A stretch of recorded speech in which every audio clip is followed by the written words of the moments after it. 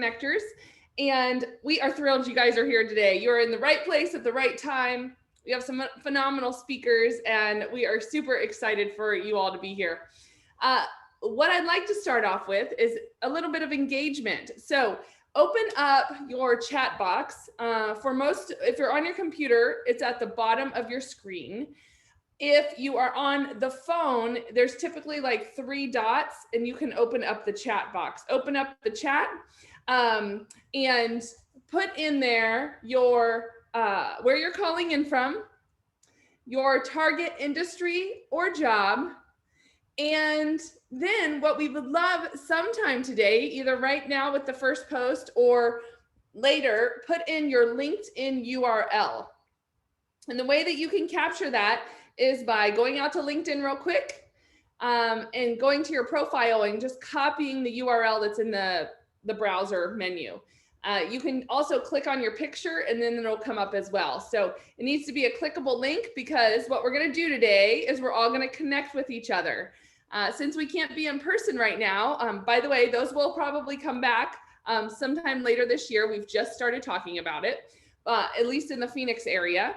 But for now, we're going to network online. So go ahead and grab that LinkedIn URL, post it in here, and then connect with each other. I encourage you to connect with at least 5 people today, at least 5 people that you could chat with, because as most of us know, many of the best jobs out there come through someone who knows someone who knows someone. So I encourage you to network at the best capabilities you have. I have seen some virtual or some face-to-face events coming back in the last couple of weeks. And so if you are comfortable, then I would encourage you to get out of the house. Yesterday, I had to put on a pair of what I call hard pants and get out of the house and go to a meeting. And it was so nice to see people's faces. And so that was really a great thing for us to be able to do. So I encourage you to do that when you're ready. Connect with the speakers. So all of our speakers today will be dropping in their LinkedIn URLs. Connect with them on LinkedIn. Thank them for their time here, and put them in your network. So that is really important. So you continue to network as much as possible. We would love to see your beautiful faces on video today. So if you are on LinkedIn, or if you are on the call and you're on mute, which all of you are on mute, but if your video is on mute, we would love to see your face. So take us off of mute if you're comfortable with doing that.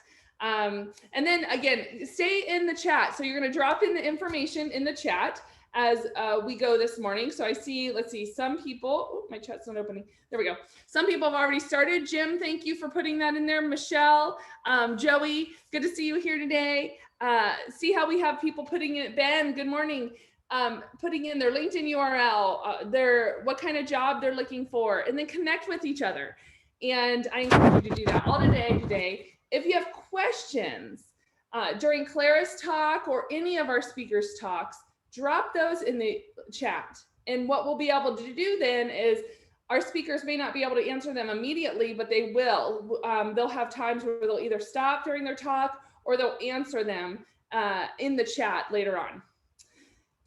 By the way, you guys, we are recording this call. It's actually also live out on Facebook right now. So if you want to share it, you are welcome to do so. But we are recording the call, and we have somebody that is also captioning the call for an event recap. And so we don't send the PowerPoint out.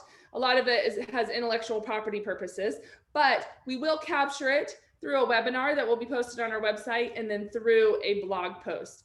Now, if you would like to have closed captioning, please enter this URL in your browser, and there's an event ID. You can take a picture of it. You can scan the QR code there, and then it will take you out to closed captioning. So we have a wonderful nonprofit that helps us do that. And so I encourage you to do that if you would like.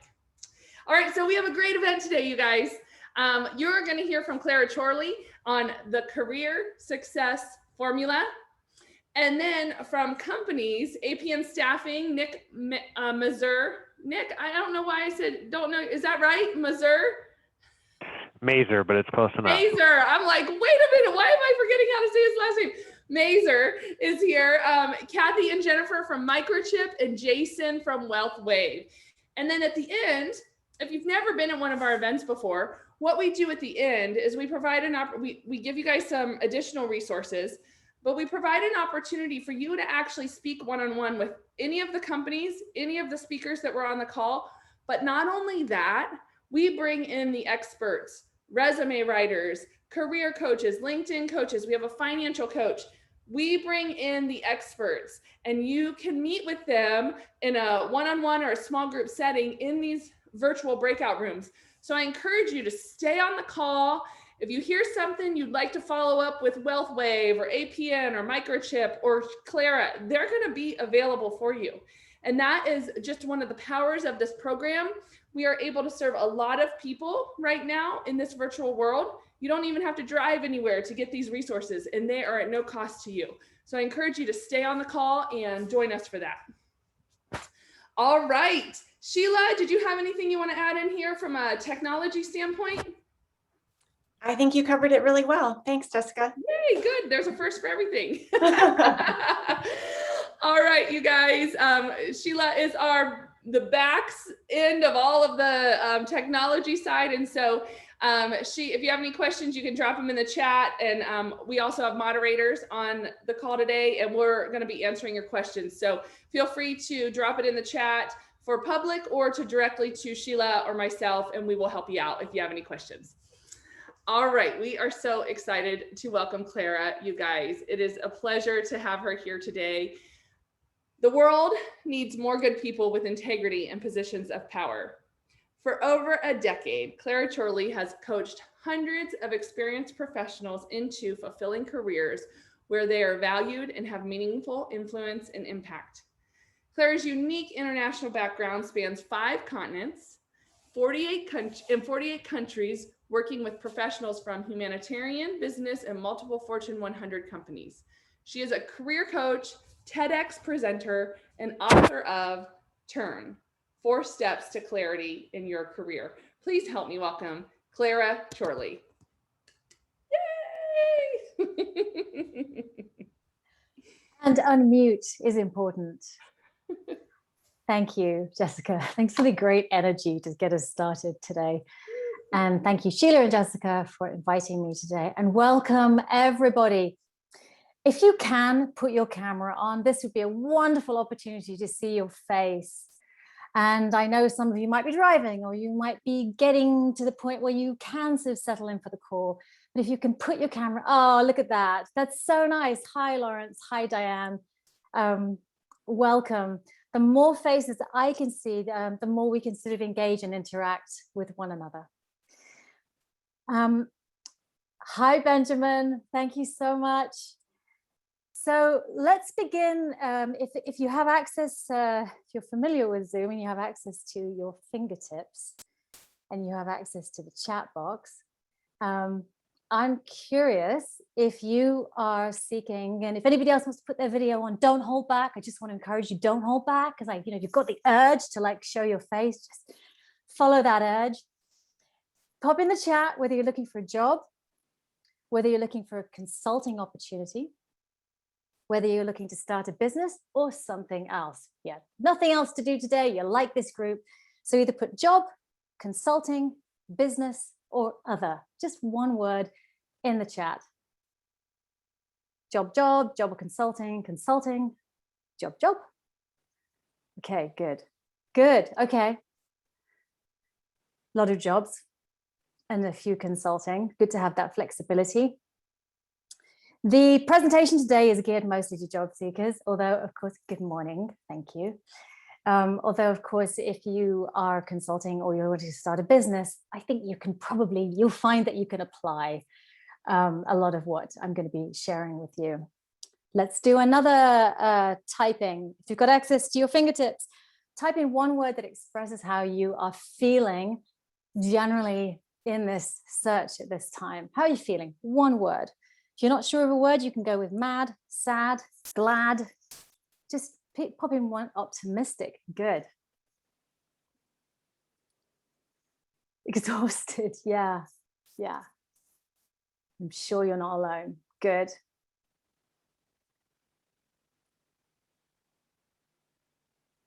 Optimistic also. A lot of good optimistic in this group. This is nice.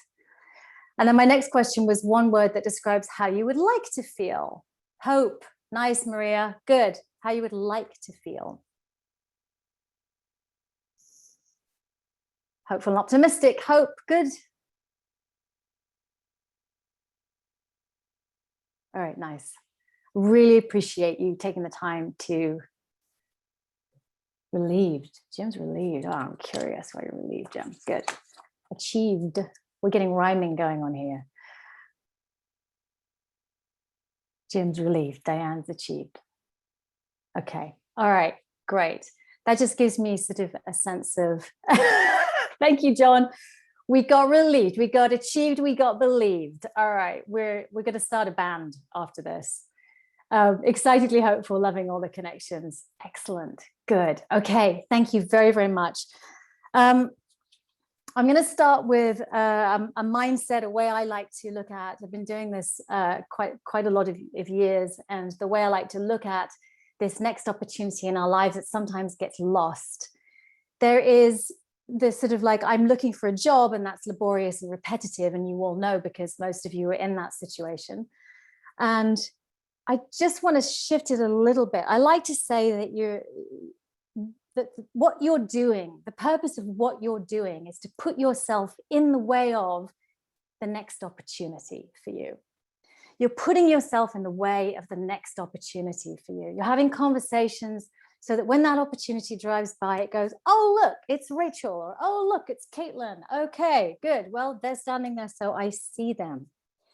And somehow for me and a lot of my clients, that feels a lot easier than I'm looking for a job and I'm in this huge competitiveness with other people that I've never met, but I'm sure they're more brilliant than I am, or they're not more brilliant than I am, but I might not get seen, or, you know, all the sort of stuff that can come up through this.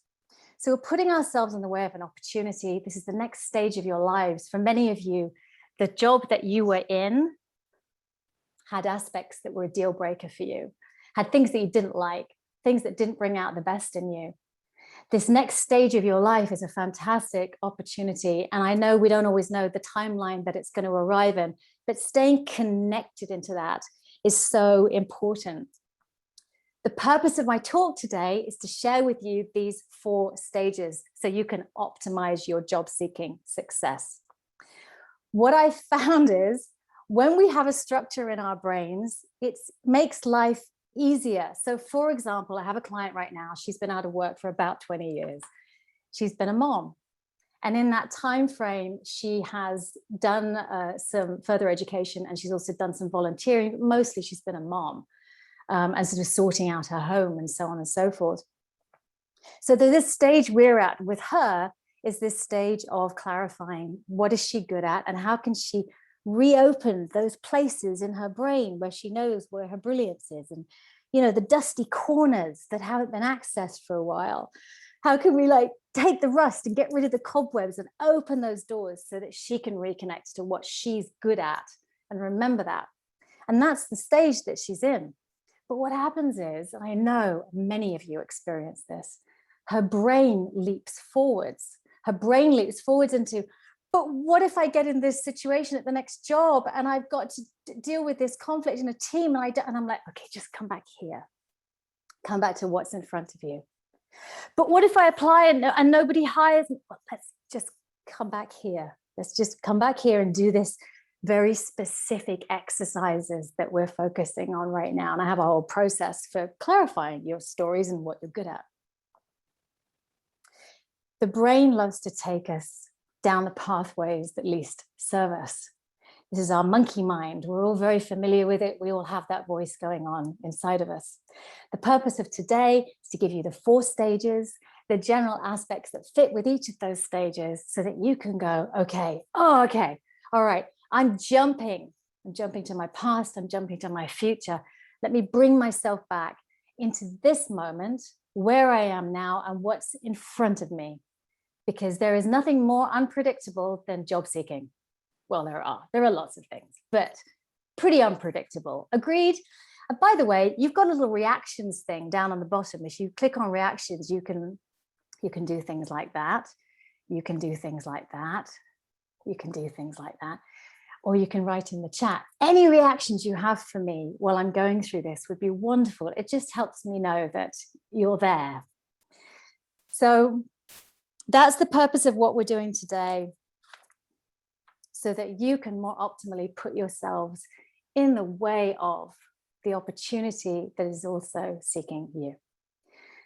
So let's move into the presentation.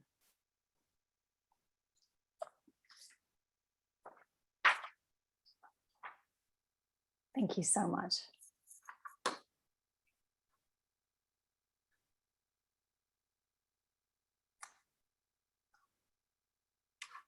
Okay. There you go. That's you parachuting in to get the win. That's what that is. 4 stages to optimize job seeking success. So what I'm going to do is I'm going to run you through the formula in general, and then we're going to break it down. This is what it looks like. These are the 4 stages. The first stage is clarify. The second stage is verify. The third stage is explore. And I know that you all at this point in your lives can read, so that's really good news. The 4th stage is engage, and part of engage is this endurance. And then on the end of that is generally where your opportunity lies. There's an arrow going up. I will share that with you when we get to the end. But I'm going to go through each of these stages as a whole. I want to start by saying there's something really interesting that happens when you go through these stages in the job seeking process. When you do each one somewhat thoroughly, there's a confidence that builds inside of you. There's a remembrance of what you bring. There's a raising of your own credibility in your own mind. And when all of those things happen, and also there's an external clarification of where you're going, what you want, what's working, what isn't, things become a lot easier. And I think that's what we want. If only we could put a timeline on it. Yes, wouldn't that be great? Okay, so let's start with clarify. This is the stage that a lot of people skip. And if you have a question or comment, throw it in the chat so I can see it. I've got the chat box open right there. I know Sheila is also watching for it. Clarify, this very, very first stage is where you want to be clear about what it is you're going after. And a lot of people don't necessarily go to this stage.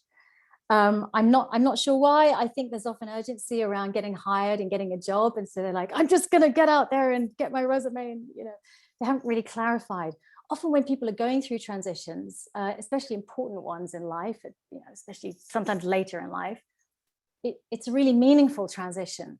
And there's some meaningful adjustments that people want to make. For example, somebody might want to move out of into a more strategic role and with less administrative responsibilities. They might want to go from an HR generalist into a more sort of specific HR role or a management position. There are often changes that want to happen, aspects of themselves they want to sort of, the potential inside them that they want to express more. So the clarification is really important at this point. And when people think about what they want, they usually think about it, and I'm going to blow over some things. So if you have questions, put them in, I can clarify them later or in the breakout room. There are 4 aspects of job clarification, and people often think about 2 of them. And I'm going to invite you to think about what those might be right now. One is the job itself, right? What are the tasks that I want to do or don't want to do in my job? And then how much do I want to get paid? And do I need to have benefits of some kind? This is usually where people hover. And this often causes big mistakes because there are 2 other areas of clarification that really do need to be considered. There are other aspects of benefits as well. It's not just about money and benefits. It's also about commuting time, the environment you're working in, lots of other things, remote work. You also want to be thinking about the organization itself and the culture. Most people leave jobs because they got another terrible boss, or they leave an organization because they've just the mission has changed over the years, or they don't even believe in the mission. It cuts up again, it collides with their own value system. So this sort of clarity is really important. And this is also the stage where you go, okay, what is it called? What's this job called? Now, if you're going to the humanitarian world, or you're going to the corporate world, or you're going to the startup world, it might have different titles in each of those worlds. And the levels might be different if it's a large corporation or it's a smaller company. So you have to take these things into account. But all I'm saying is at Clarify level, you get a clearer picture of what it is you want. Not give yourself freedom to dream here. This isn't the stage where you decide whether you can have it. This is just, you just get clear about what you want, what you must have, and then what do you think it's called. A really interesting thing happens at this stage. I want to tell you a quick story about a client of mine called Lim. And he went from a Fortune 50 company, a large Fortune 50 company in the Bay Area, where he was at director level, and his boss really undercut him, a lot of talking behind the scenes, behind his back, and a lot of changing the scope constantly. And this wasn't the first time this had happened for Lim. This was like his second or third time that he sort of found himself in this really kind of toxic boss situation. And as we talked more and more about it and uncovered it, and he looked more closely at it, and I asked him a question one day. I was like, okay, who does this guy remind you of? These characters you keep finding. And he said his father.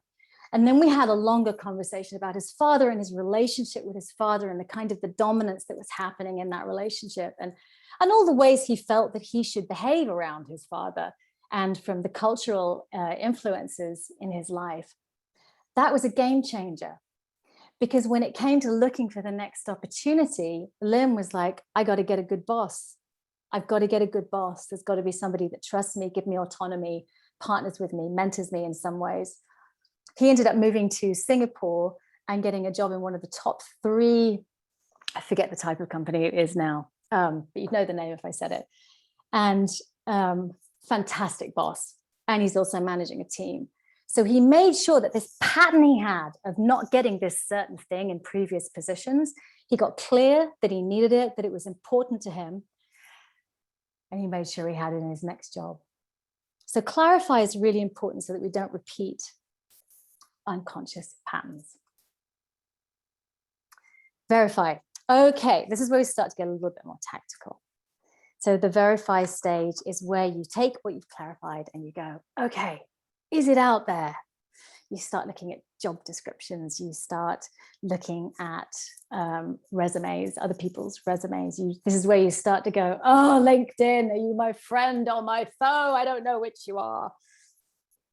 You start to clarify what, the kind of organization size you want to be in. You find out where the gaps are in your skills. I've got this thing I want to do. I'm looking at these job descriptions. Where are the gaps in my skills? Sort of, where is this job? Where does this job sort of hanging out? What sort of industry? Do I need to raise the bar in what I'm looking for, or do I need to lower my expectations? This is the skill piece, right? Where you sort of adjust a little bit to what you're finding and what you can fit. And always remember there's a stretch here. There are 3 levels of qualification. One is I'm trained in it, qualified, went to school, studied it. 2 is I've got experience. I've done it at some point. I've done it in some form. 3 is I can wing it. That is just as valuable as the other types of experience. And don't downplay that in yourself. When you're looking at bullet points and you're going, I don't have that, but I can do that. That counts. Don't sweep over that because you don't have experience or qualification. Think to yourself, can I do it? And then you need to bridge those skills. The verify section is where you have your pitch. And I know for some of you, that just sends you into heart palpitations and straight to the fridge. But I don't want you to worry about it, because the pitch can be very, very simple. It really can. It doesn't have to be this perfected, we know exactly what words we're saying. It can be somewhat general, but enough that other people will understand it. There's only 3 elements to a good pitch. It's really not a hugely complicated thing. It's just helpful to do it with somebody else, because it's very hard for us to see ourselves.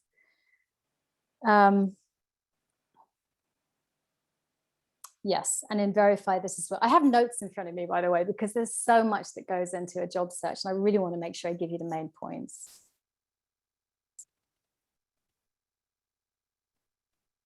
One of the things I've seen happen with clients in the verify stage is this really interesting sort of reconnection with their strengths.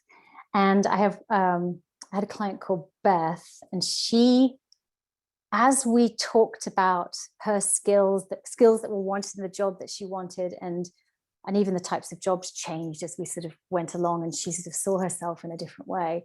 She sort of moved from, I want to do facilitation and communication and team stuff and all of that. By the way, she was a hardcore consulting sort of management role in a company that served oil and gas companies. I mean, this woman was like already pretty high up there.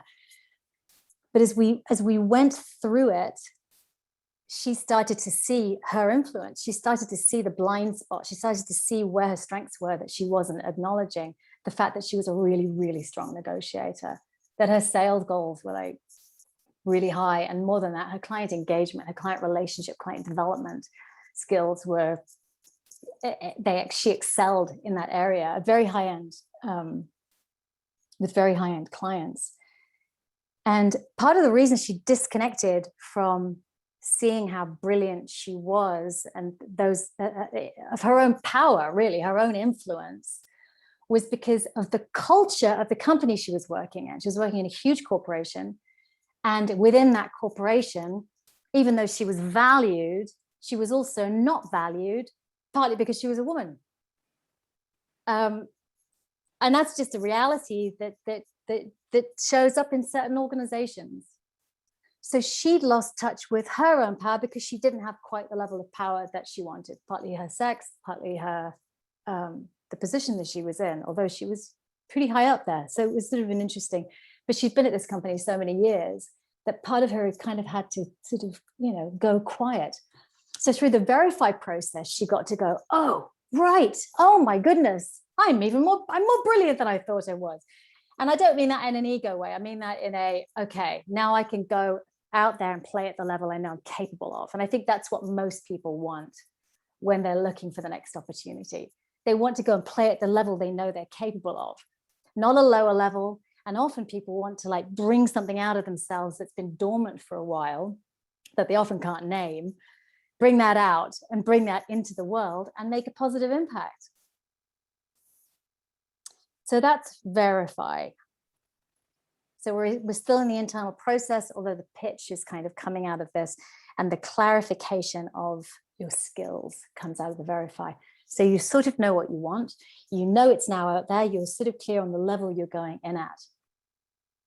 Now we get to the third stage, which is Explore. And this is where we sort of start to go outside of our living rooms and our computer screens that are damaging all of our eyes and causing us to not drink enough water. And we get into exploration. And as we're moving out of the pandemic now, it's nice because I think, I mean, I'm in the south of France, so not here, we're a little slower than the US, but in some of the states, there's obviously in-person stuff is happening. I actually had a client who had an in-person interview yesterday in Texas. She didn't quite know how to do it. So Explore. This is where you start to get a little bit more tactical. You start to look at your, and while I'm going through each of these stages, I'm encouraging you to go, okay, did I do that thoroughly? And what questions do I have in this? And how can I make that better and clearer for myself? Because if you get to explore and you haven't found out how to sort of talk about what you want in a way that makes sense in other people's language, other people's worlds, you're really going to slow down your effectiveness. So explore is sort of, who do I know? Where are they? Are they possibly types of people I know? Are they mentor roles? Are they people that could hire me, people that could mentor me, people that could hire me? Are they people who could connect me? You know, we've all got those people in our lives that just know absolutely everybody and are generous about connecting them. This is where your top 10 companies come in. Now you know what you want, you know what it's called, you realize that you're actually capable of it. Top 10 companies. This is where you capture that list. You reach out and do informational interviews, not generally with companies that you really want to work for at this point, but to sort of understand the role better, start to cultivate some relationships, and you start attending events. This is where you want to be. I mean, really, events, like an event like this is fantastic. As you get being at events sort of weekly is as often as you can. Just be around people, talk about what you want. The pitch gets better when you practice it. I was talking to a client the other day who's starting to get back into the job scene. She said, I'm just really afraid of failing. And I'm like, yes, and you're going to. 95% of this is going to be you saying the wrong thing, doing the wrong thing, missing an opportunity, wishing you'd said that, wishing you had not said that, wishing you'd gone there, wishing you'd had a better resume. Like this is the nature of this. It's mind-boggling. But 5% of it, if you pay attention to the 5%, that's where you start to get the little wind, you get the traction, you get the momentum, something's moving. Your mind can't exactly say what it is, but you know, you can feel it. Explore is where you get your resume done, you get your basic language for your cover letter, unless you're really good at writing them, in which case, write them everything should be unique to the job that you're going for, but some people like to have a template that they work with. And this is also a really good stage to go. I mean, most people have that, oh my goodness, if I get an interview, I just really hope they don't ask me about that gap. Or I really hope they don't ask me about that one skill that's on their job description list. And that's where you want to know, okay, what are the questions you hope they're not going to ask you? Now practice your answers. This is what Explore is about. It's really about that preparation of, okay, if they ask me that, I can, it's like that. Isn't that a wonderful question? Like, tell us about your failures. And you're like, I'm going to tell you about my failures and you're not going to hire me.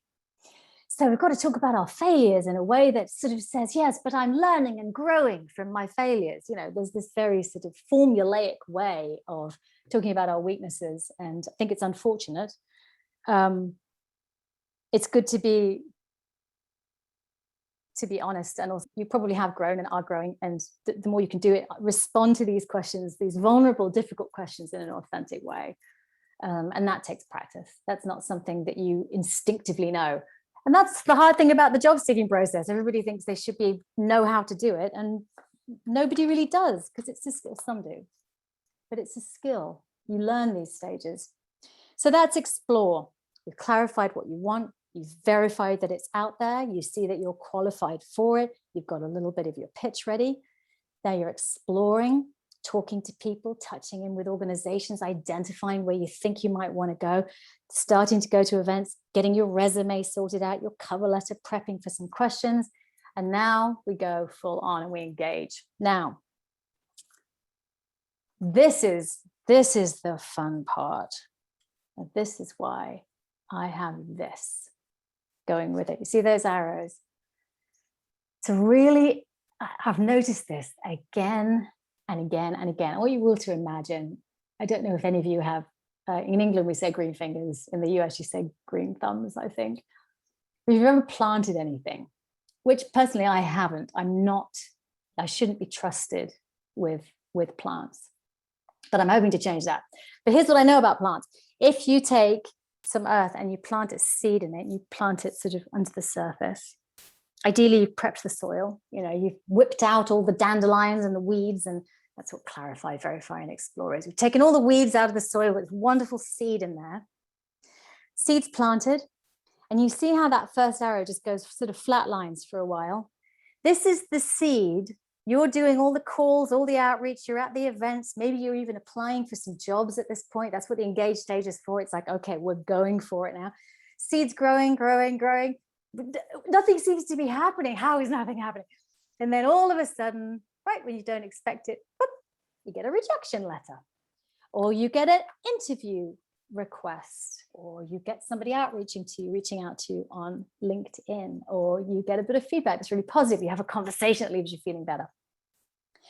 But there's almost always that period of crickets. And then it is up and down and across and up and down. And there's often, again, more periods of nothing happening. And that's often when people quit. I've been up and down for a while. It's gone quiet again. I'm out. No, you've got to stay in. The only way you're not going to get to where you want to go is if you don't adapt to what you're learning and if you quit or slow down. So engage. We're cultivating relationships. Two-pronged approach to getting hired. One, apply for the jobs that are advertised. Two, introduce yourself to people who have not yet advertised jobs. Make inroads to the companies you care about. Find out who you know there, get them to connect you, and so on and so forth. This is very detailed and very different depending on your personality style, your level of comfort, how many people you know. So just know that I know that. But this really is about outreach. Even if you're the biggest introvert in the world and you really don't want to outreach, you got to outreach. And it often doesn't take a lot. Some people will go and throw tons of spaghetti at the wall. A couple will stick. Other people will be very, very thoughtful, throw 3, 4 things out, and 1 thing will come back. You apply, you interview, you negotiate, you go to events, and you take this approach of, I'm putting myself out there in the way of the next opportunity. And the other thing I want you to really think about, and this is going to resonate for you, I know it is, because I know that Sheila and the women that are running this group, Jessica and Sheila, this is what they represent. This is their value system. So I know the people on this call are going to resonate with what I say next, which is when you go out, you don't go out to get from networking events and conversations. You don't go out to get, you go out to give. You go out to give. It's really important. There's nothing worse than someone coming up to you at a networking event and going, hi, how are you? And they don't care. And they're waiting for you to stop talking so they can talk. And like, yeah, I'm looking for this at this. Who do you know? Will you connect me? And you're like, I have known you about 5 seconds and I'm already not a fan. So the chances are I'm probably not going to connect you. Connect, be interested, be curious, listen in. If you find somebody that's in a company that you're interested in at a networking event, ask them questions about the company. Don't necessarily ask them to connect you. That's not the time or place to do that. Listen for ways you can help them and ask them some questions about the culture, for example.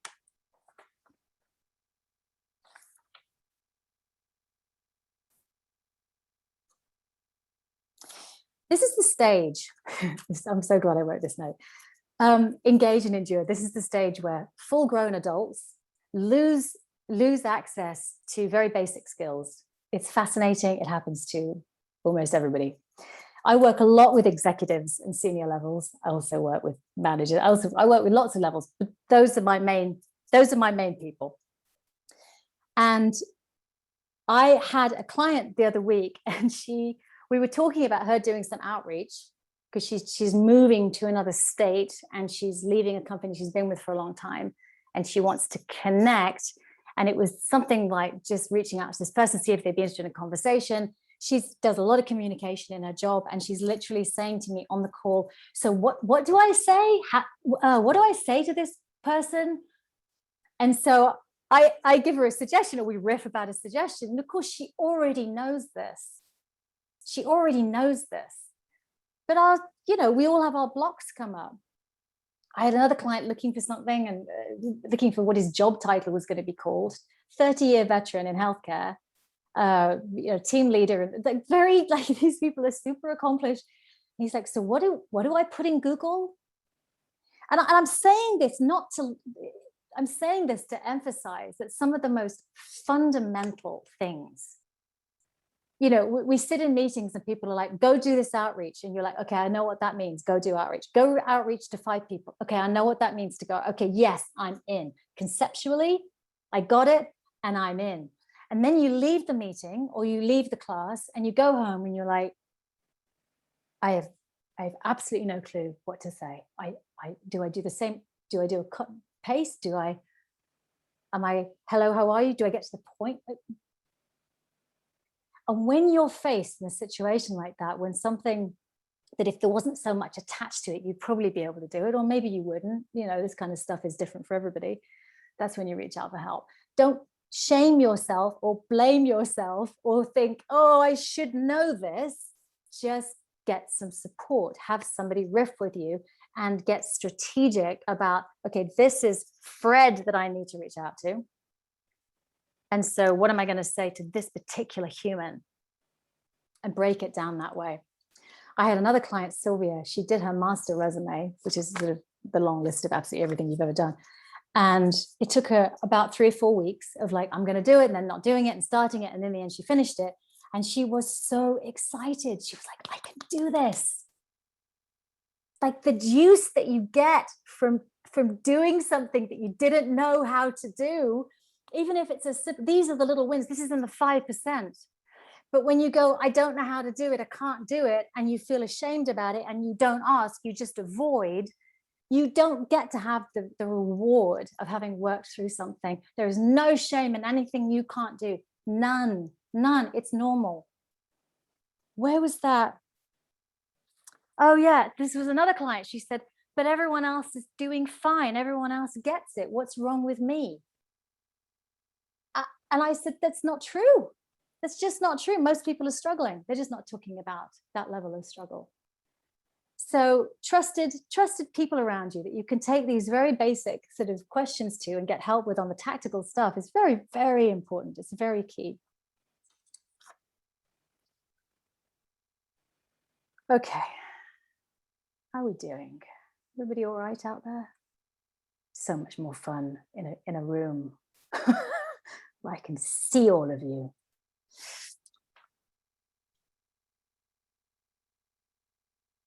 Oh yeah, okay. So here's another thing about endurance and engagement, especially for those of you that are over, oh, I don't know, 28. You're unlucky in some ways because, and the older you are, the more unlucky you are, because you've got to a point in life where you're used to feeling competent.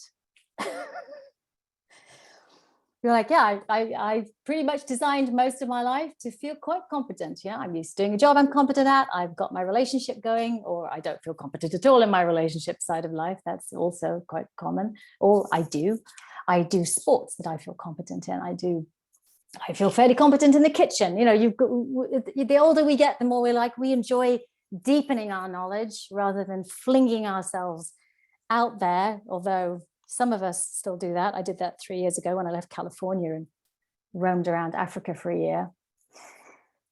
But this sense of like fall in love with your incompetence. This is what I'm inviting you here. Fall in love with your incompetence, because the job seeking journey is a skill, and you're going to mess up, and you're going to feel like you're learning something or that you don't really want to learn. Fall in love with that. The more comfortable you can get with how incredibly uncomfortable and confronting it is. And I tell you what, the degree of discomfort is parallel to the degree of change you want. If you really want to make a meaningful career change, like my client Lim, he really needed to break out. He wanted to be a great leader. He wanted to break out of this pattern that he kept seeing with his other companies. Remember the bosses I told you about?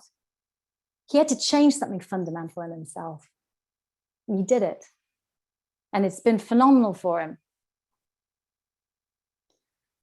So embrace, fall in love with your incompetence. I had my client May.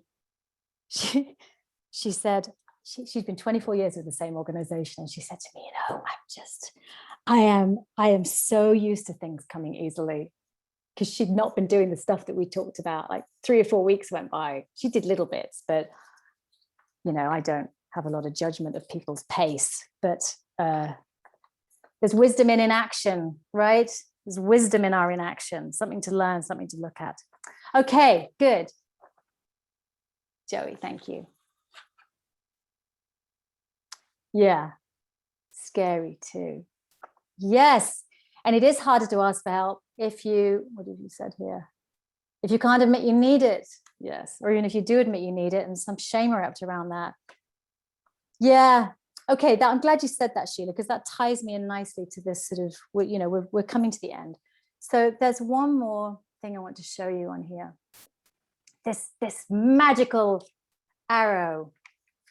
This is an important arrow, because as you're working through the stages, and it's not linear. I mean, you might get to explore and find some things out and have to go back and re-clarify some aspects, and that takes patience and being in love with your incompetence again. This up arrow, oh, and by the way, the more you're surrounded by people that also embrace their incompetence, the easier it's going to be.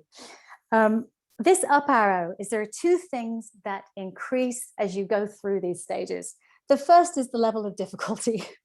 You know, in some ways it just gets harder. It it's sort of clarify and verify. You can do it at home on your computer, and it's hard mentally. It's hard to see yourself and own your skills and so on and so forth. There's no question. But exploring gets a little bit more confronting because other humans are involved and we all want to belong and fit in, and we don't want to be cast out of the tribe, and engaging even more so. So our relationship with uncertainty, endurance, our resilience, play a role. Our history, how resilient we feel, they all play a role in how we endure or don't endure. So what increases is the difficulty. It usually gets harder, it gets more nuanced. But the other thing that is beautiful and that increases is the certainty. The certainty. As you go along these stages, if you're doing well, not perfectly, just well, you will find you're getting more and more certain. More things are more clear. I want that. I don't want that. I'm not gonna waste my time talking to that person. I'm scared to, but I'm going to follow up with that person. That's where I want to be. Oh, I don't want that. I've been working with a client right now. And in our first session, she's working for a private company. She's like, I want to go back to public. I want to do more public health. She's looking at government organization. She's like, and I want to travel a lot. 3 months went by. She's like, I don't want to do any travel. Like the clarification that comes through. She's also got 3 children. So the desire to travel was part of escaping. I want to get away. I'm exhausted. So things clarify, things become more certain. Your sense of what you want, you'll start to feel some traction. That's the joy of this formula. When you follow it well, it can actually lead you to a really good place.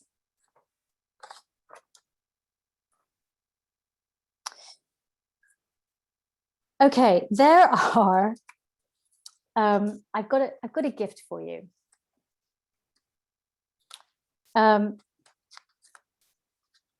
Uncertainty, our relationship with uncertainty, people's relationship with uncertainty plays a significant role in how they carry themselves through these stages. And over the years, I've seen patterns. Again, nothing's like, everything overlaps a little bit, but I've seen these patterns. So I call them these sort of 5 personalities. And there are 5 personalities that people sort of fall into when they are going through this process and not optimizing it. I think Sheila said something about, if you can't admit you need it. So I'm going to give you one example of one of the personalities. It's the lone wolf.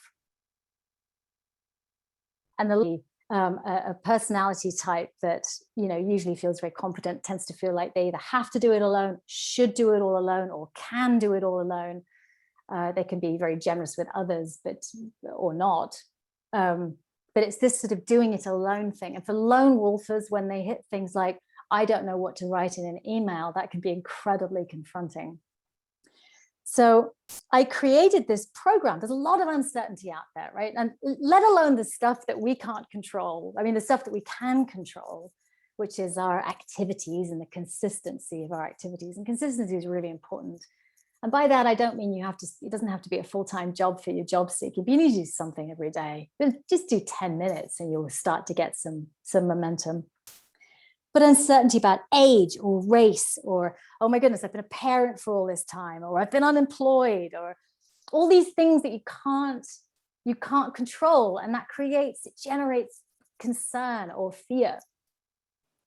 So when that happens, these 5 personalities, people generally sort of lapse into one or more of these personalities. So what I did was made a program for you. It's very simple. I think I timed it. It's like 20 minutes. That doesn't devalue it. I'm just saying you have time. If you go to clarityunlimited.com/best self, you will see what you see here. And you can sign up. When you sign up, that just means you're going to get, Sheila's just put it in the chat as well. Thank you, Sheila. When you sign up, you'll get immediate access to the program. And you'll also be added to my newsletter list. And I try and send out one newsletter every 3 weeks. And I make it as short as I can and readable. And you can unsubscribe anytime. But why would you? For crying out loud, why would you? So, so that's my gift to you today. And for those, if anybody's interested in talking to me about coaching, if you go to clarityunlimited.com and scroll to the bottom, you can set up a 1-hour exploration call with me and we can have a conversation about it to see if it's a match and a fit. I want to really, one of my favorite, I'm going to close with one of my favorite client stories, and then maybe we have a couple of minutes for some questions. Thank you, Diane. Thank you for joining us. This was a client of mine called Matt, and by the way, I've changed all the names. And he was in his 60s, and he'd been in and out of, very choppy in and out of work for about 3 or 4 years. And by the time he found me, he'd been out of work for 7 months, and was really not doing what he needed to do. And his mojo was really low, and a lot of pressure from his wife, from her and from himself, because he wanted to provide for his family. And just doing less and less and less. It's like this kind of constricting that happens to people. And I remember one of the things he said to me in his first meeting, he's like, oh, he was so concerned about his age. Like, nobody's going to want to hire me. And he was like a writer, kind of PR marketing. Sorry, I should actually look his title up and be clearer about it. He's like, nobody's going to want to hire me. I'm too old. And he said, and I don't want to work with a bunch of millennials. And his big concern was like, he was going to have all these millennials. It was going to be a nightmare. Anyway, we got him. I supported him in getting himself moving again, and his energy started coming back, his belief in himself, and he started to get into action. And yeah, within a few months, actually, he did get hired, and he got hired into a company of his peers, which was just wonderful for him, really wonderful. I think something unexpected. And really, it's important at this stage that you're open to something unexpected. I think sometimes we get trapped between this fantasy that we want or this nightmare that we're dreading, and somewhere in the middle is like, well, this would be really good and a really great fit for me. And how can I hang in there until I get that? And being in a good culture is fundamental for most of us for our mental, emotional health. So that is the story of Matt. I'm going to stop right here. We can certainly turn the slideshow off, and if anybody has any questions, I'd love to hear them. Otherwise, you've got 7 minutes back.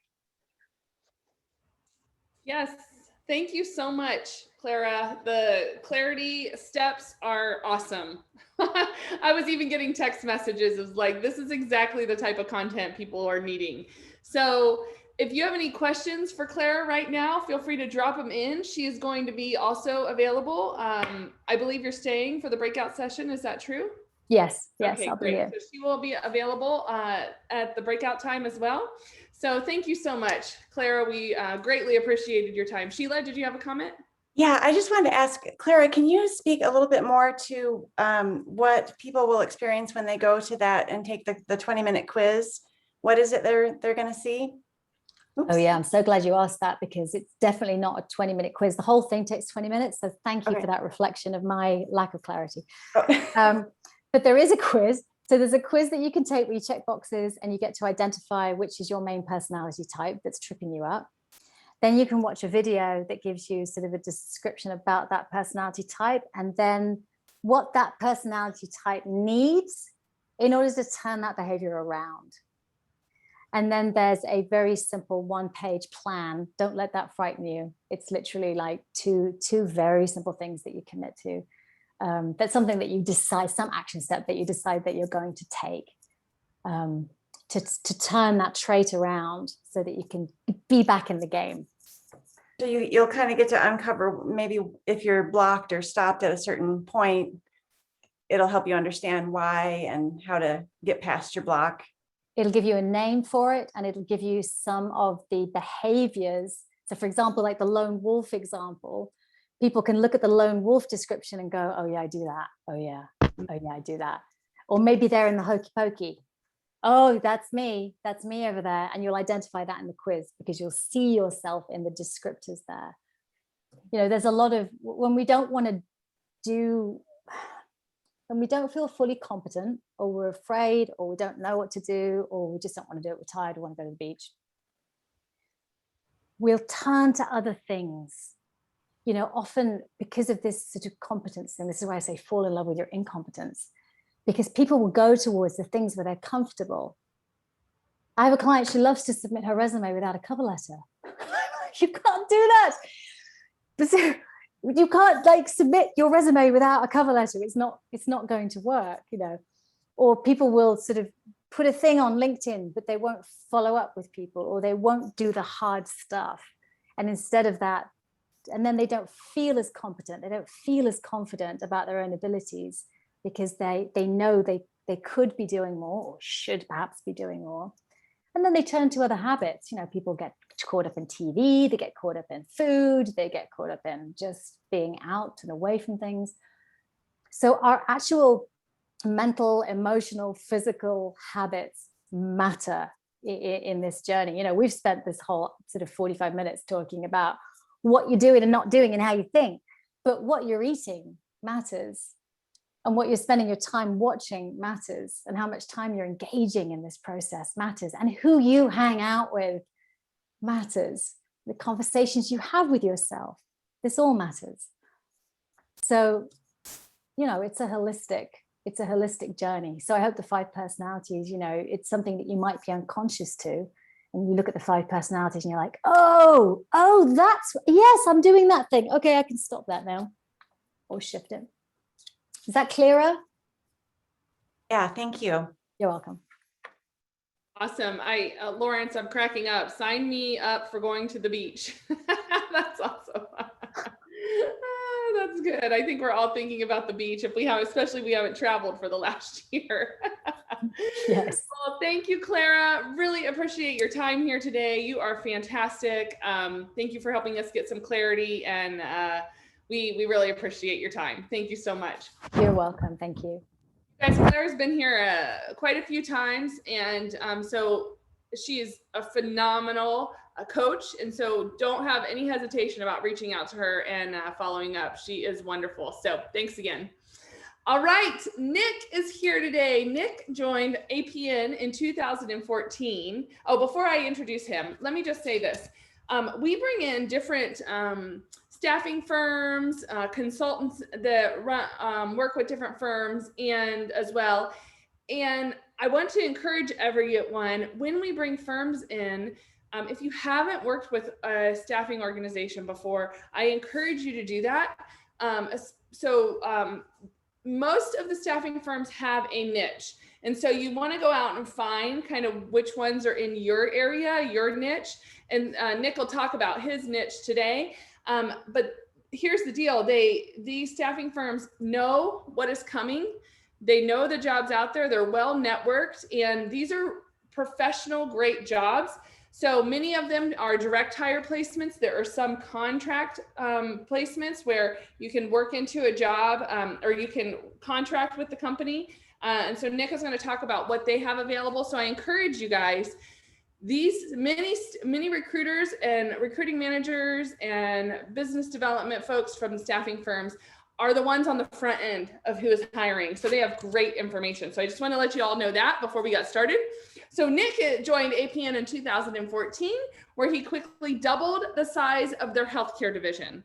He attributes his success to always maintaining honesty and integrity with both candidates and clients, and working closely with the community. At APN, Nick is responsible for leading and mentoring the healthcare staffing and recruiting team, and nurturing and developing client relationships. Most recently, Nick was named the president of the American Indian Chamber of Commerce of Arizona. He is born and raised in Arizona, is an avid trail runner, husband, and stepdad. Nick, that is awesome. Congratulations on that, and welcome to our event today. Hey, thank you. I appreciate the introduction. You always do such a great job at that. And thank you, Clara, for your talk. That was really cool. I love the holistic approach. That's like a big part of my life, is just kind of tying all the different pieces together, you know, work, home, personal life, family. So I love hearing that. I love when that gets affirmed. So I'm with APN Staffing. My name's Nick Mazer. I run the healthcare team over here. We do automotive and healthcare recruiting work. Next slide. Thank you. So our story, we actually started in 1991, so we've been around for a while. We started as Automotive Personnel Network. That is what the APN stands for. And we started with the sole purpose of placing financial professionals at automotive dealerships, namely controllers. The owner that you can see there, he was a controller in a dealership, and he noticed that they always had such a hard time finding people that had experience in the dealerships. So he had the idea of starting the company. We grew into doing just about everything in the dealership, from car porters on the lot all the way up to general managers. And then when the Great Recession hit in 2008, retail automotive seems to be the first industry that gets hit the hardest when a recession comes. So there was no hiring going on there. We started the healthcare team. That's when we started APN staffing. And today we serve both automotive and healthcare clients across the U.S. Next slide.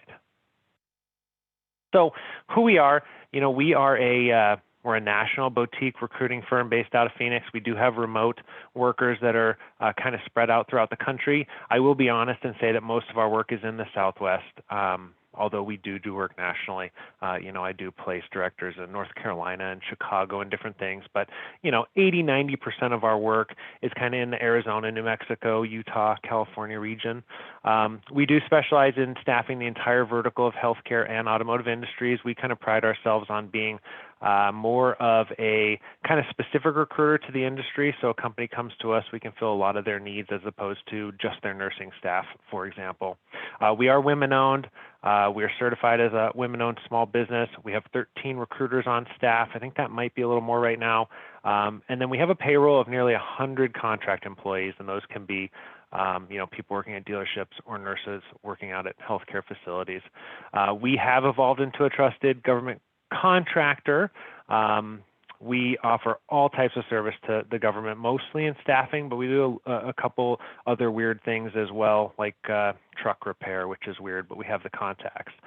We are contracted by the GSA. If you don't know what the GSA is, I really wish I didn't know what the GSA is, so that's fine. It just has to do with staffing for the government or selling the government things, and it's tedious.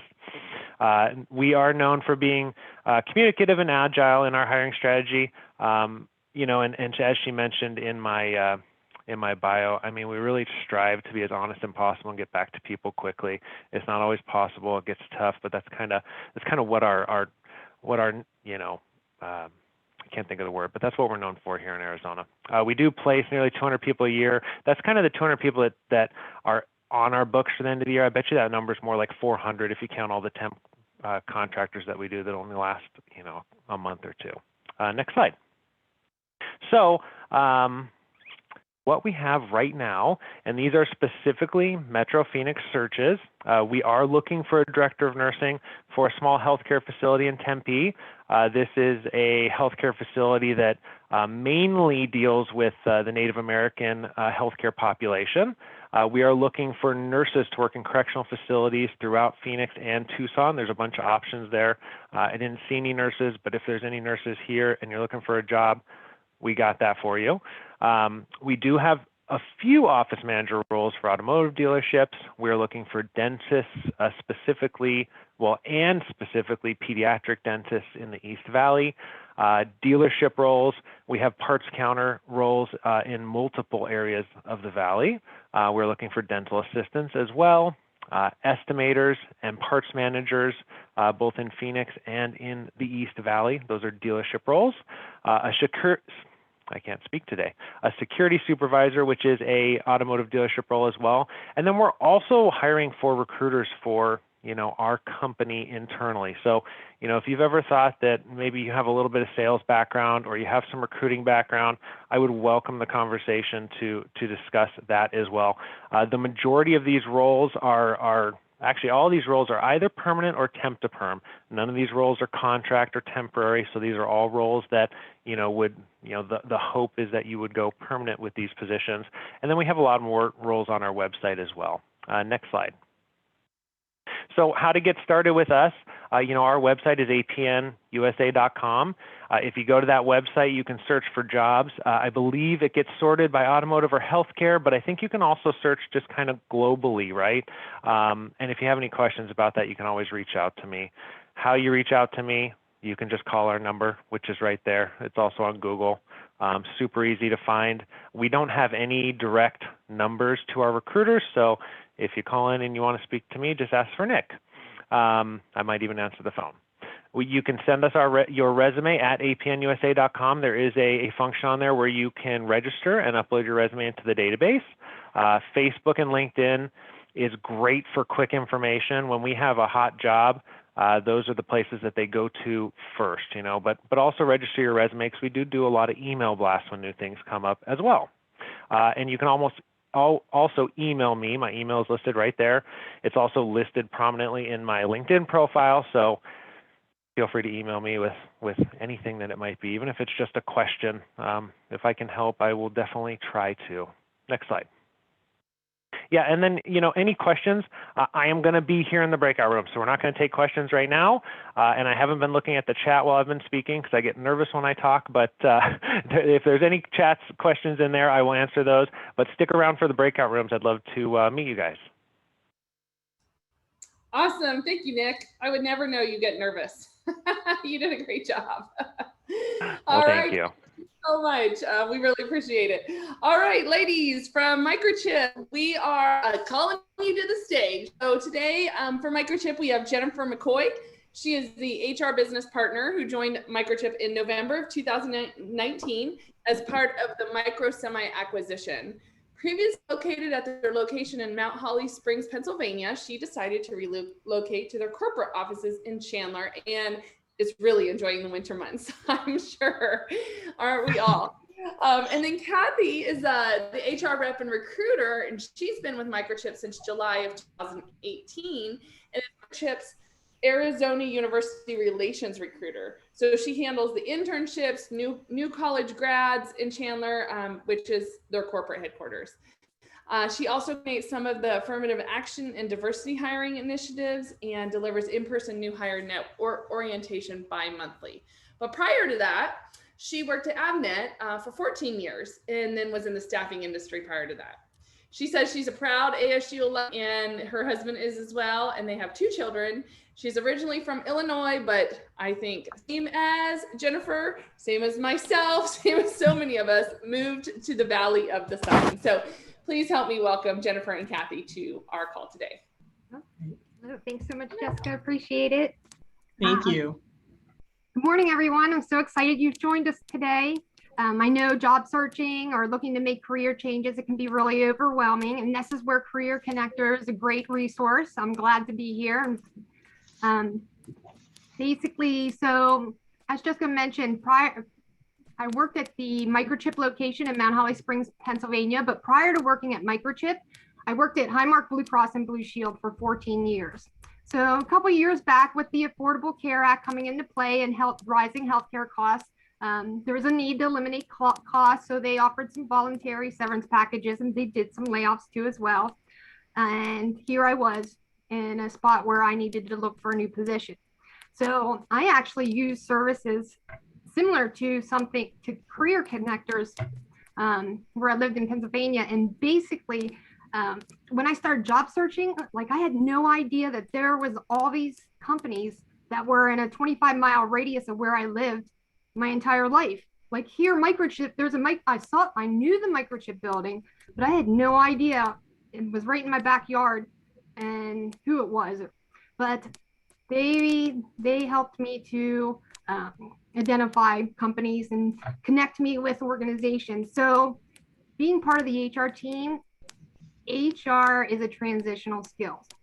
So every company has an HR department, but I wasn't sure how I'd feel going from health insurance to a company that did semiconductors. I had no idea what semiconductors were.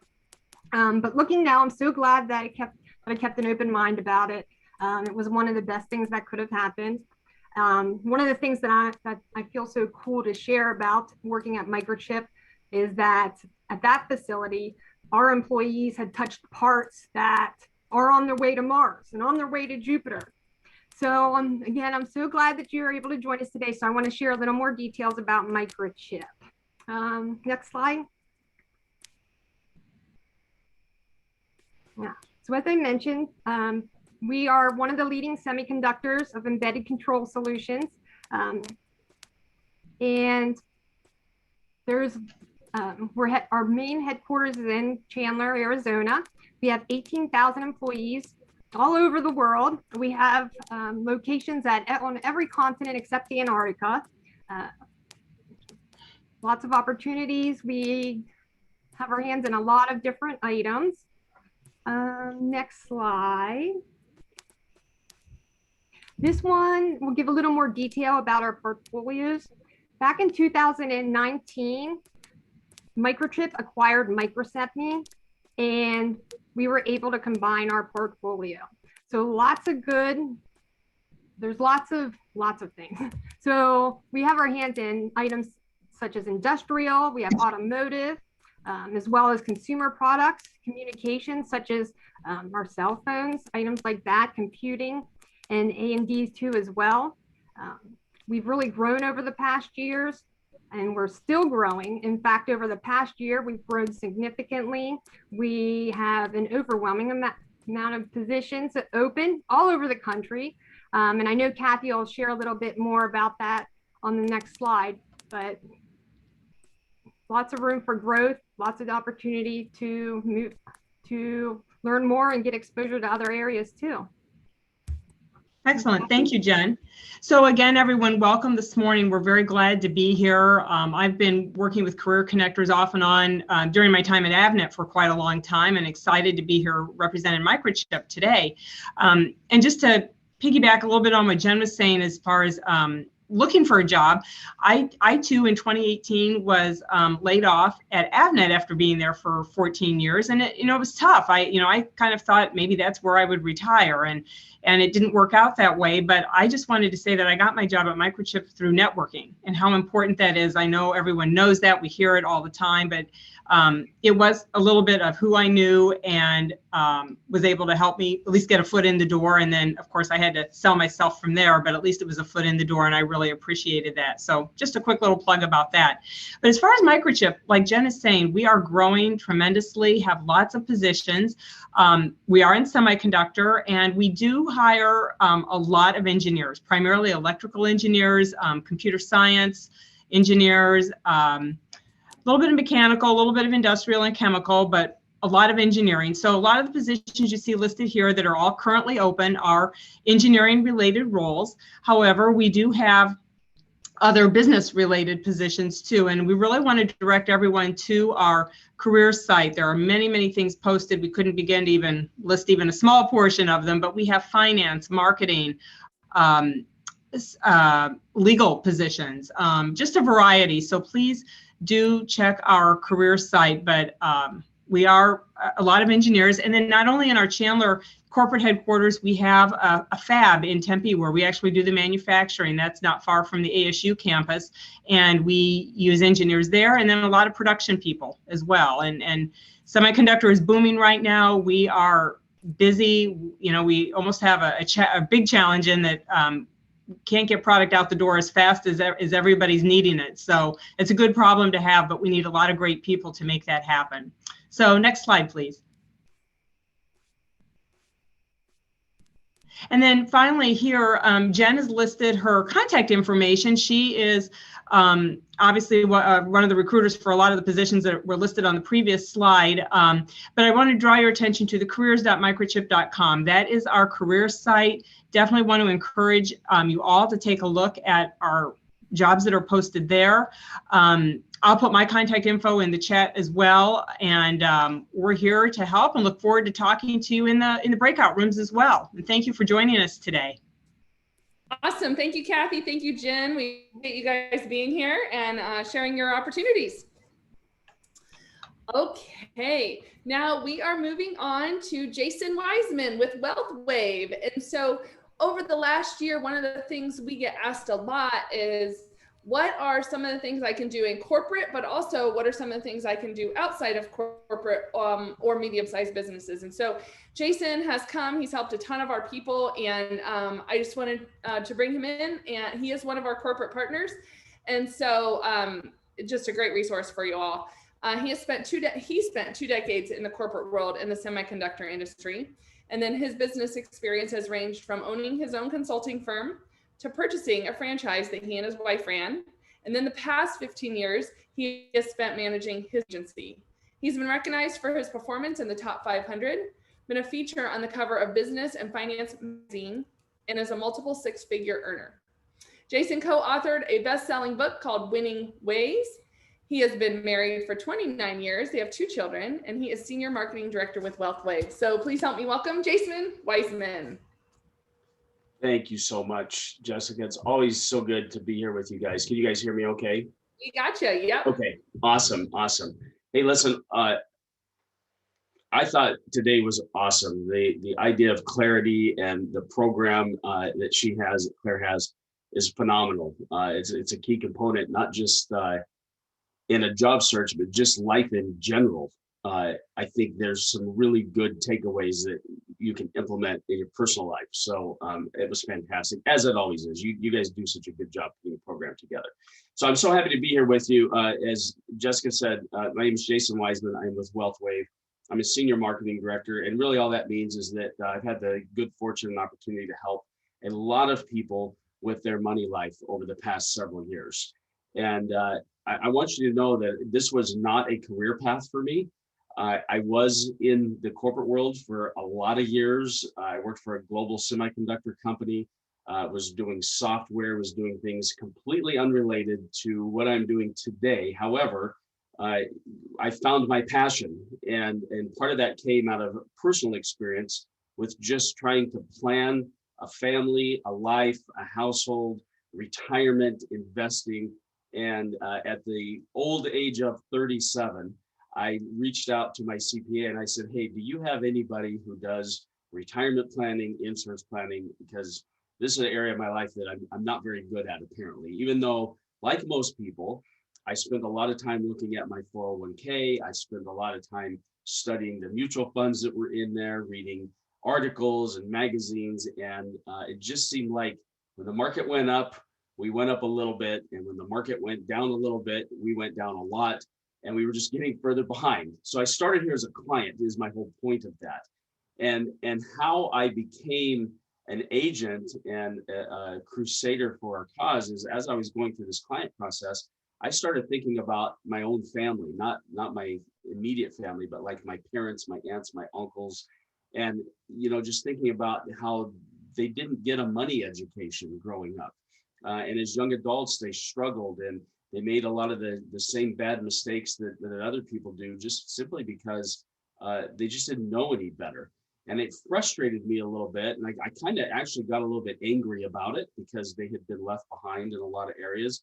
And thank goodness that I had reached out. And that was also part of my frustration, is that nobody had reached out to us and we were doing pretty well by normal standards. So that's how I landed here, was as a client. And I really got a hold of the crusade, and it got a hold of me. And now we just want to serve people. So our vision is we see a world where people are financially literate rather than being illiterate. A couple of things get in our way here. Number one, we don't teach these principles in school.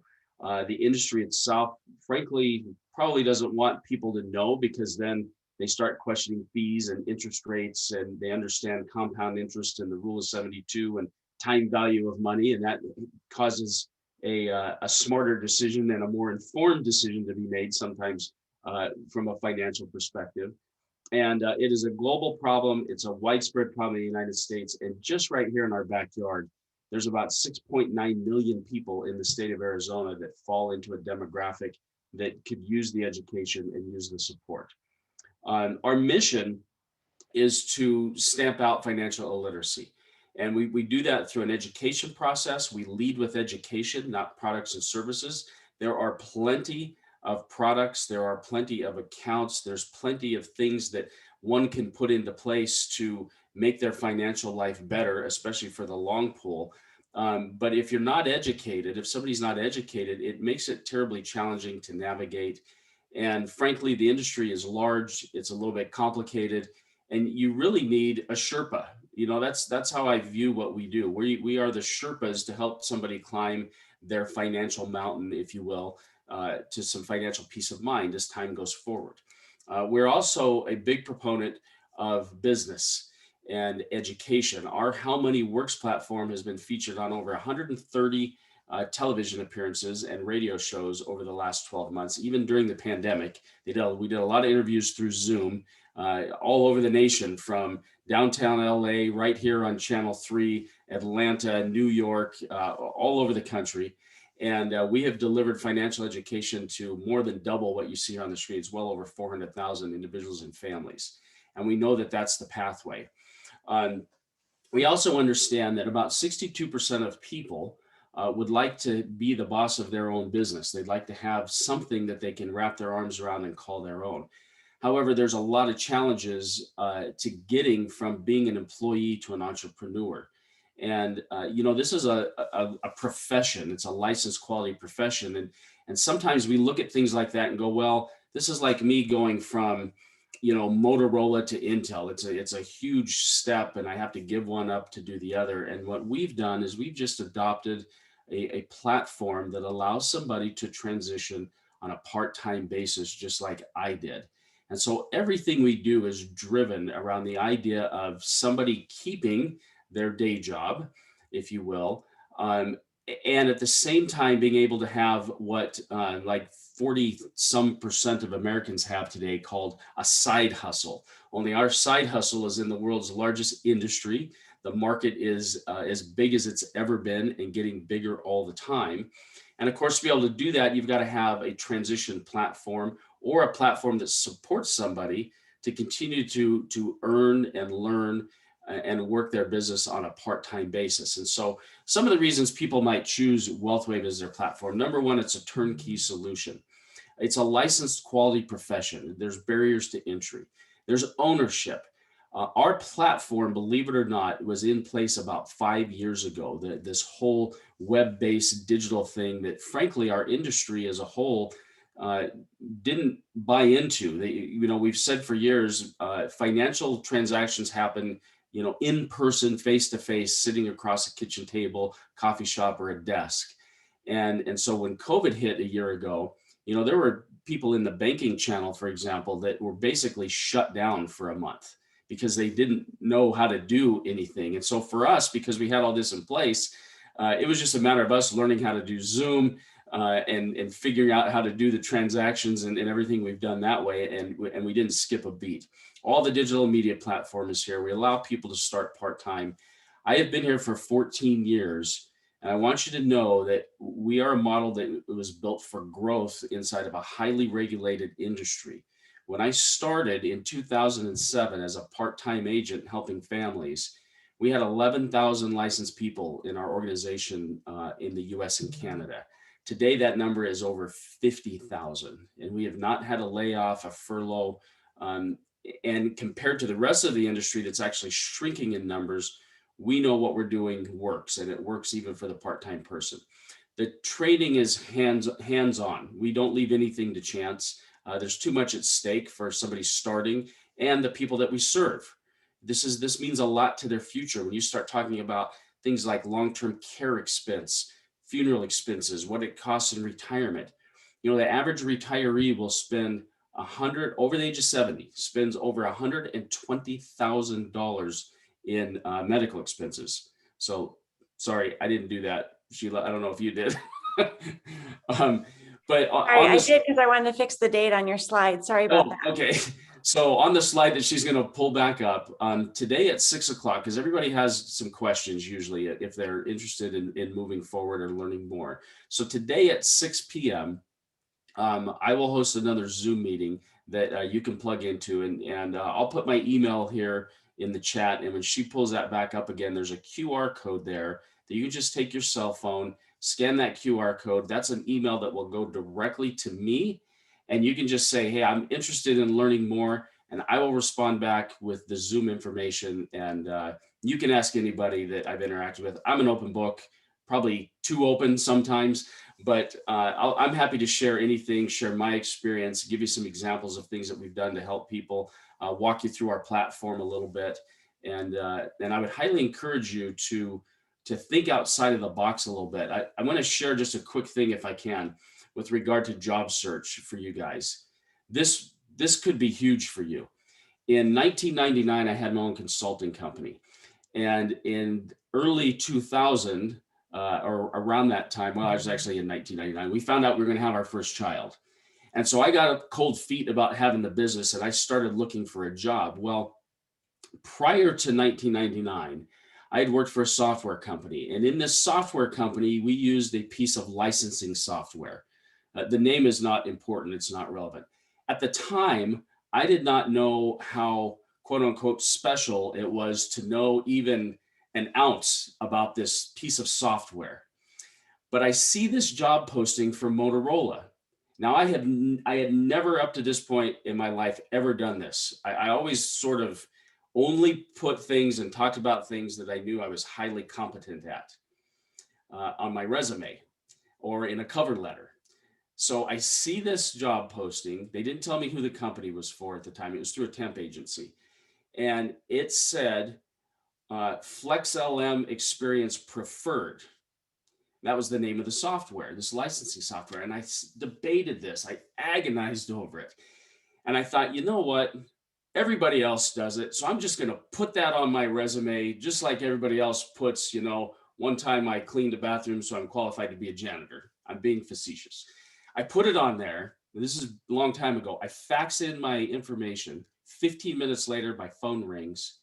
This recruiter says to me, do you really have some experience with FlexLM? And I said, well, I do. I'm not an expert, but I did use it in a previous job for about 8 months. And he says, we have had this job open for over a year, and we have yet to have anybody apply that knows the first thing about this software. Can you do an interview on Wednesday? This was like Monday morning. And I said, sure. So I go to Motorola, I do the interview, and guess what? Here's the interesting part, and maybe this will help everybody in your job search. Me putting that on my resume got me the interview. But what got me the job was me sitting there talking to the hiring manager. I was very upfront with him about my experience. They had some other requirements that I was frankly weak in as a skill set.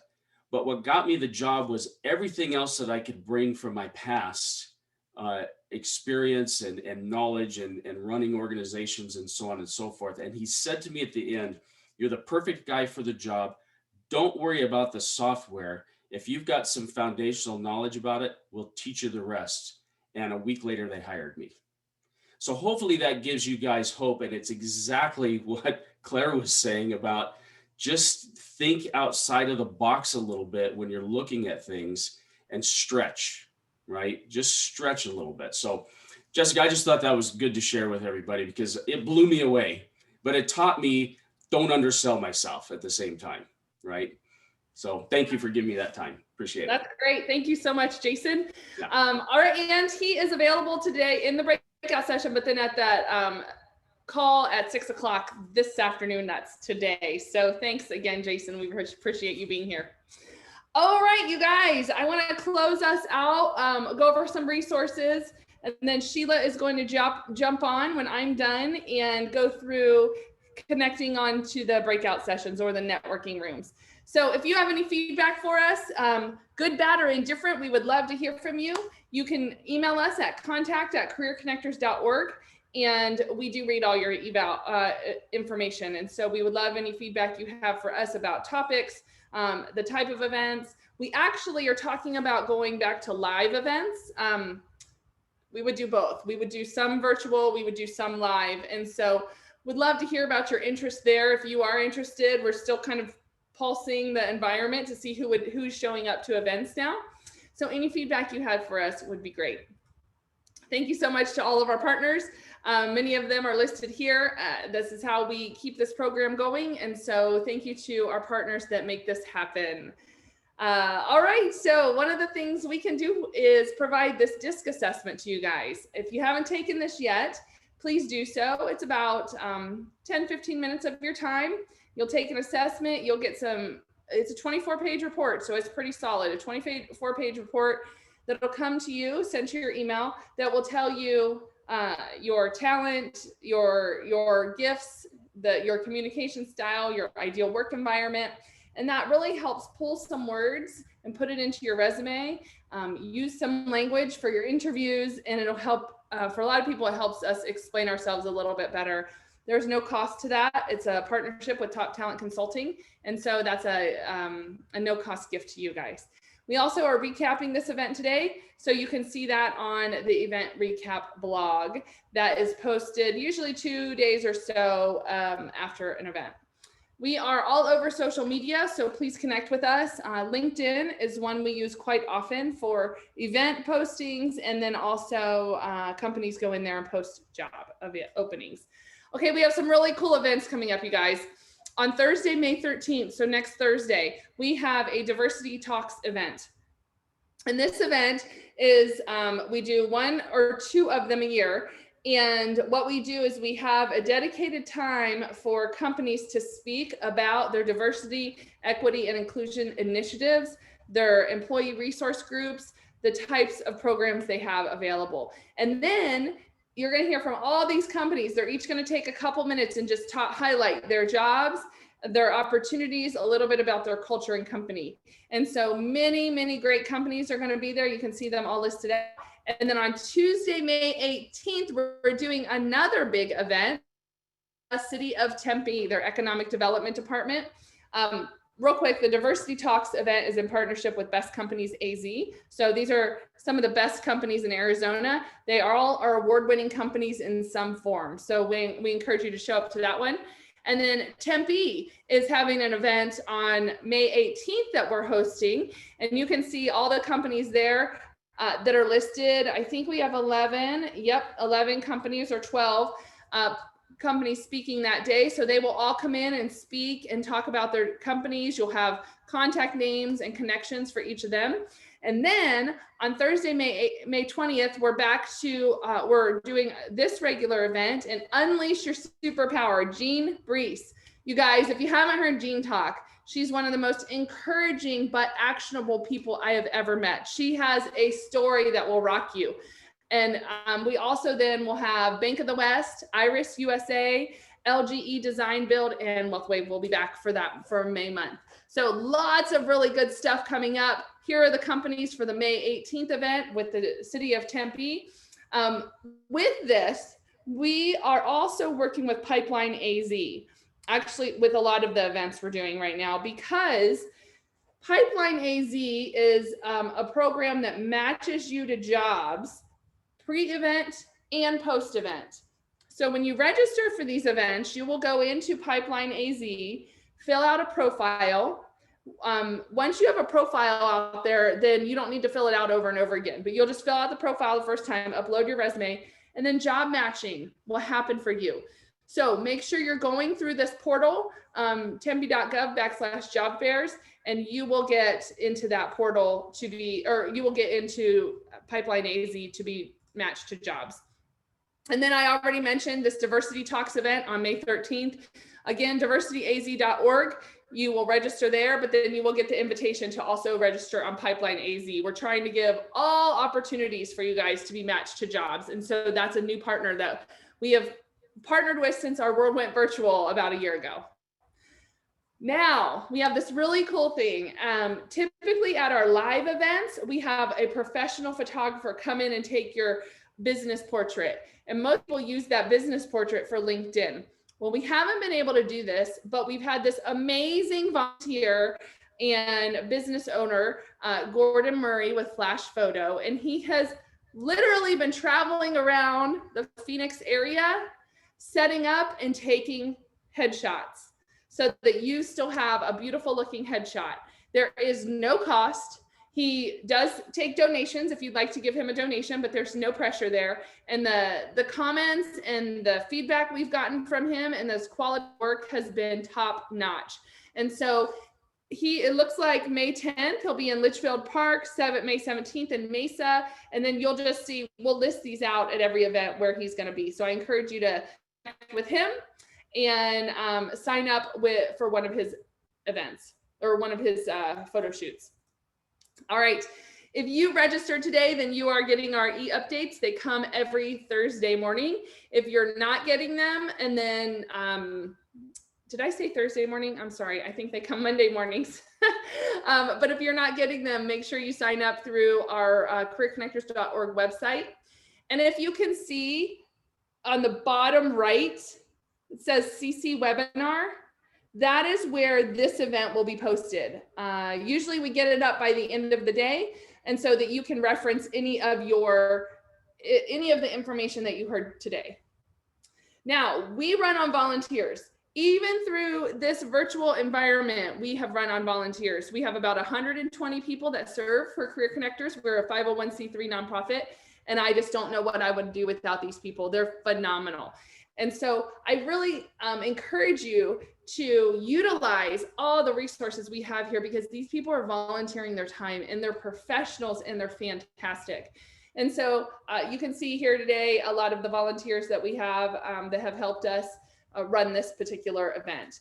We're always in need of different volunteers, and one need that we have right now is additional blog writers. And so if you are interested in doing an event recap for any of these events, we would love to have your support. So Sheila at careerconnectors.org. And I can tell you, and I might be biased, but I know this is also truthful, volunteering is one of the best ways to connect with people, network, and not that you're volunteering for a job, but absolutely jobs come out of gaining new skills and volunteering. So I encourage you to, if you're not volunteering with us, make sure you're volunteering with somebody. And then I just want to say thank you to everybody that has donated in the last couple months. You have been a lifeline for us. So thank you, thank you, thank you. If you are still interested in donating, we would love it if you could donate after you land a job. That would be phenomenal. It takes us $42 per person to run these events. So even $42 after you're done with this program, or you've kind of landed your next job, we would really appreciate it. So thank you for the true lifeline. You have no idea, the nonprofit world has been rocked this last year. So any donations you guys are giving have been greatly appreciated. You guys, thank you so much for being here today. Sheila is going to jump on and walk you through breakout rooms. And I just want to say that we are praying you all that you land into the career